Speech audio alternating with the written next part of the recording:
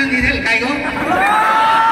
तिघून दातावरची भांडण झालं माझ्या वाडकीना एवढं लांब दात आहे एकल्याला नाही मला माझी वाडकीना तर येईल तरी मला सपोर्ट मिळेल वाडक निलं अरे सपोर्टिंग साठी येवाच लागल ना कारण या गावकरी सांगेला आहे तू कोठ पण जाशी तर वाडक निला हारी घेऊन जा वडील मी त्याला काढून ठेवत नाही भले स्टेज हवा भुई हवा काही हवा पण वाडक निला मी हारी म्हणून वाडकीन माझी येल तर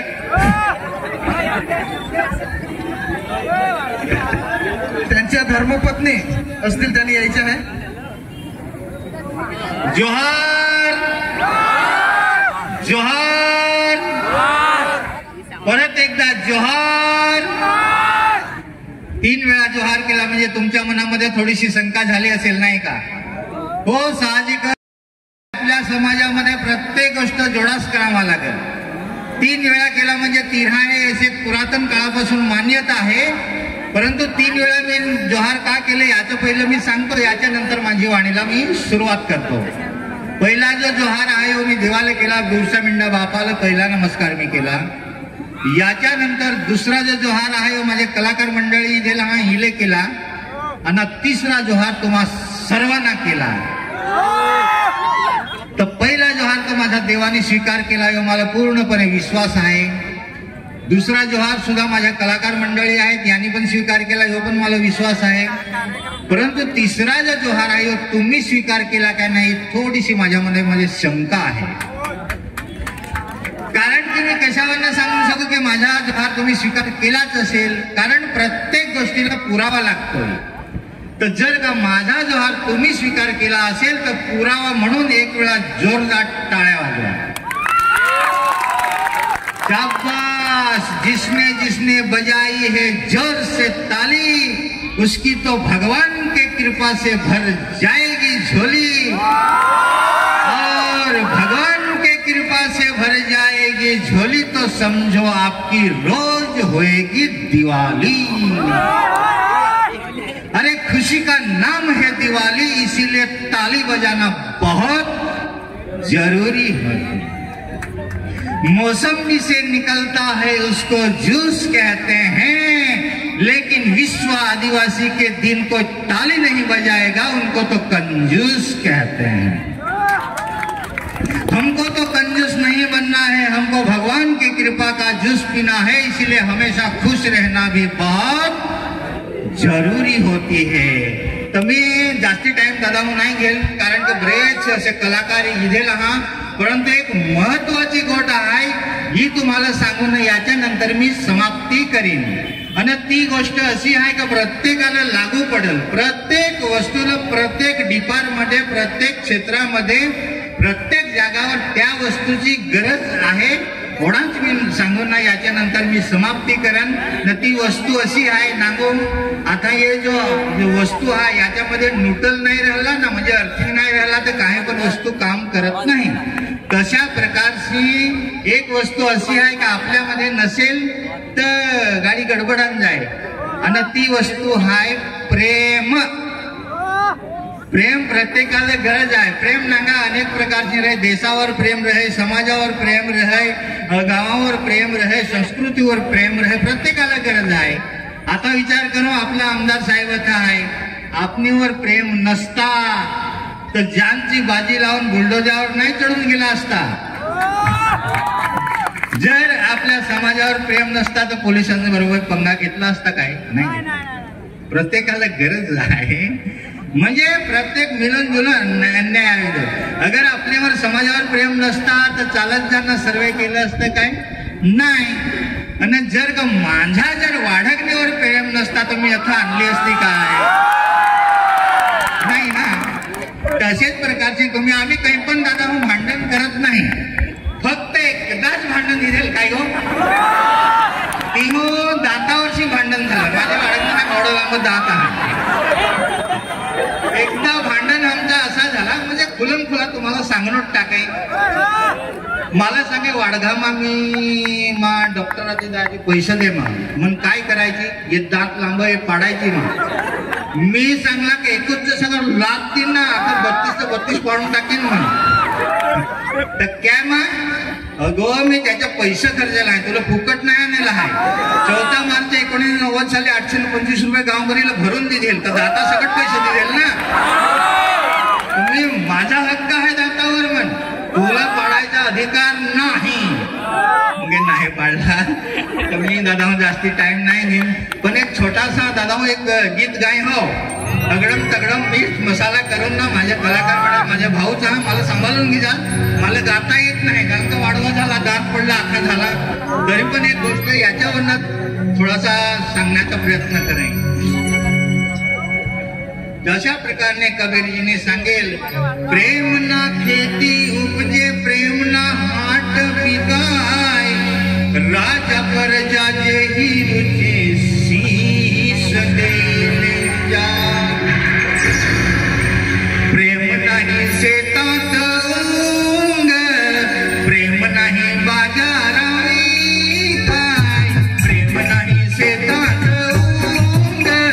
प्रेम नाही बाजारावी काय ओ प्रेम तर प्रेमाने राहील ओ प्रेम तर प्रेमाने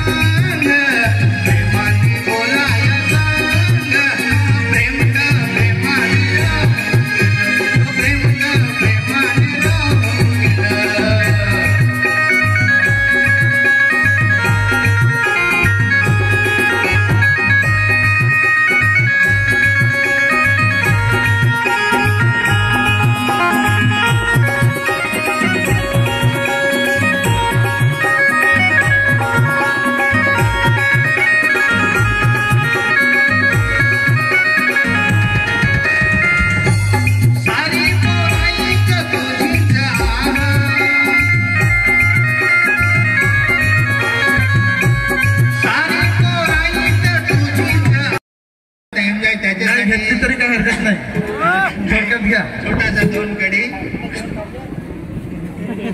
सोडून मला नको जाऊ चटणी भाकर दोघा खाऊ सोडून मला नको जाऊ चटणी भाकर दोघा खाऊ लाड बांधून दोघा राहू आग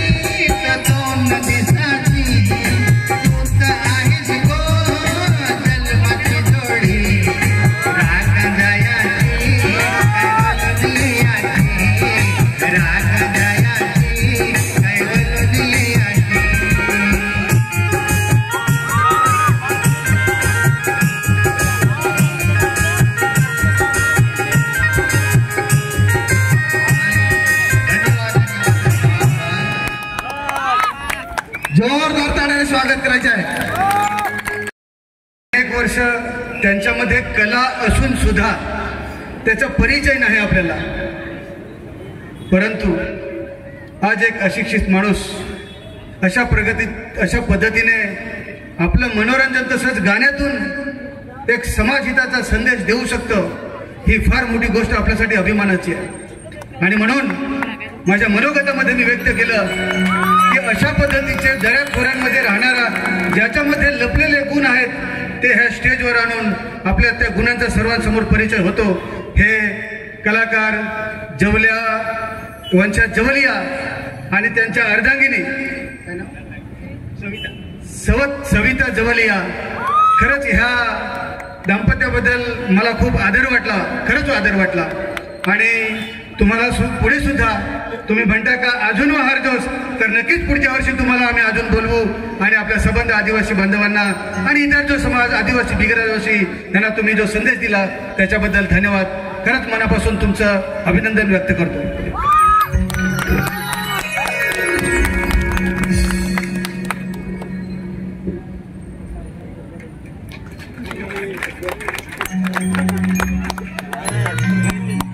तर मित्रांनो,